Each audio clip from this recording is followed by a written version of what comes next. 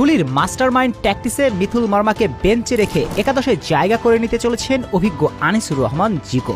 কারণ ডুলির tactical ফরমেশনে goalkeeper অনেক গুরুত্বপূর্ণ রোল প্লে করবেন, যেখানে জিকোর বিকল্প আসলে কেউ নেই। চলুন জানা যাক ডুলির ট্যাকটিসে কিভাবে মিথুল মার্মার পরিবর্তে গোলবারে জায়গা করে নিতে চলেছেন জিকো। ডুলি দায়িত্ব নিয়ে টিম ম্যানেজমেন্টকে কড়া বার্তা দিয়েছিলেন তার দলে অভিজ্ঞ গোলকিপার চাই, কারণ ডুলির প্রেসিং ফুটবল ট্যাকটিসে গোলকিপার সুইপার কিপারের রোল প্লে করে। ডুলির দল যখন প্রেসিং ফুটবল খেলে তখন ডিফেন্স লাইন অনেক উপরে উঠে যাবে, এর ফলে ডিফেন্ডারদের পেছনে এবং গোলপোস্টের সামনে বিশাল ফাঁকা জায়গা তৈরি হয়।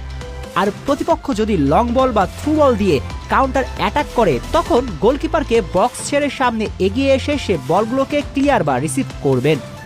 গোলকিপারের এই রোলকে ফুটবলীয় ভাষায় সুইপার কিপার বলা হয়। আর সুইপার কিপারের রোল প্লে করতে প্রয়োজন অভিজ্ঞতা। এই জন্য ডুলি দায়িত্ব নিয়ে অভিজ্ঞ গোলকিপারকে দলে চেয়েছেন, অর্থাৎ জিকোকে।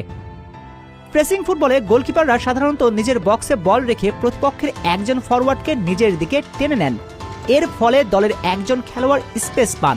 কিন্তু এখানে ঝুঁকি হচ্ছে গোলকিপার তালগোল পাকিয়ে ফেললে হিতের বিপরীতে গোল হজম করার সম্ভাবনাও থাকে বেশি। আর মিথুলের তালগোল পাকিয়ে ফেলার প্রবণতা প্রবল, তাই জিকোই হতে চলেছেন ভরসা। প্রতিপক্ষ যখন প্রেসিং ফুটবলের বিপক্ষে man to man counter pressing শুরু করে তখন গোলকিপার থাকে ফাঁকা জায়গায়, তাই স্পেস বের করার জন্য ডিফেন্ডাররা গোলকিপারের সঙ্গে পাসিং ফুটবল শুরু করেন। আর জিকোর পাসিং অ্যাকুরেসি মিথুলের চেয়ে ফার বেটার, তাই জিকোই হতে চলেছেন ডুলির 1 নম্বর চয়েস।